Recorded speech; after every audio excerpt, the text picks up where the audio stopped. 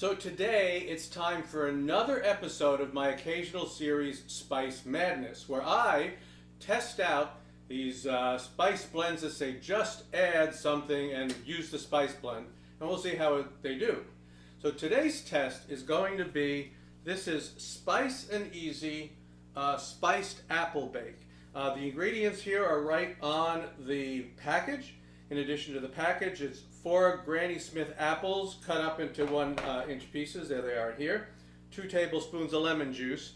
And this one's got a little more work than some of the other ones that you just add to. You actually have to do a little separate step to make a topping, which is, it says 2/3 cup all-purpose flour, 2/3 cup old-fashioned oats. I use basically, I assume that's rolled oats, a 1/2 cup of brown sugar, and 6 tablespoons of unsalted butter melted.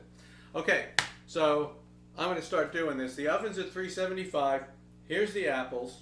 So the first thing I do, according to the directions here, is I cut this open and I dump the spice mix right on there. So it looks like the little line they gave me where to cut isn't actually where I need to be.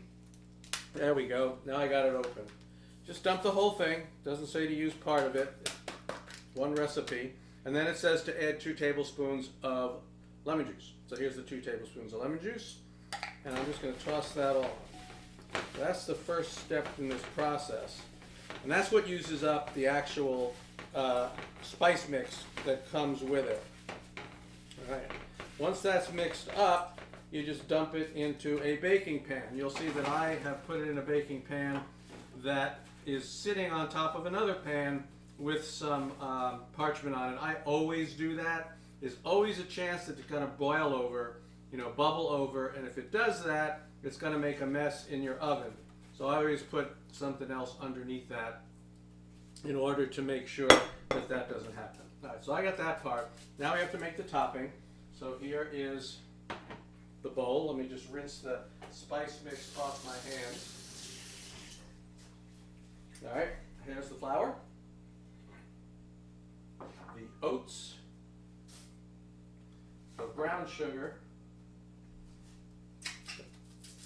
here, spin the brown sugar, and I'm going to actually going to mix this up. It doesn't specifically say, but I'm going to mix it up a bit before I put the butter in, just to get all the dry ingredients mixed in together.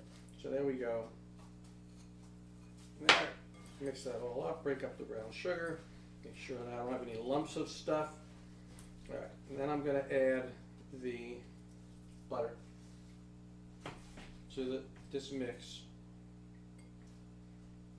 I'm going to mix that up. This is going to be the topping. So the butter, you got to make sure you get it all mixed in there, so that all of you don't have like flour sitting out, clumps of flour or dusts of flour. You want to make sure you mix it all together to get this nice topping. All right, now, I guess you can guess what we do with it now is it just gets spread all over the top of the apples, like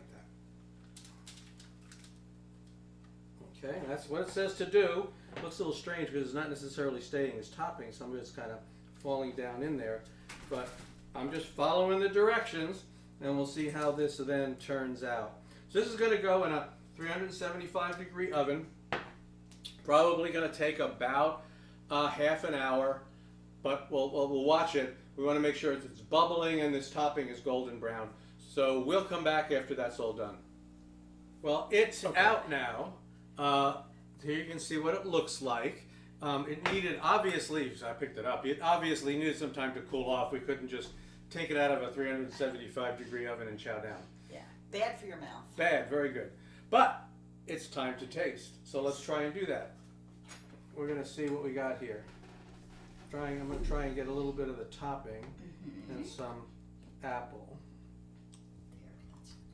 There, right. Got a lot of juice at the bottom. And it's still hot. Well, not that hot. But anyway. So,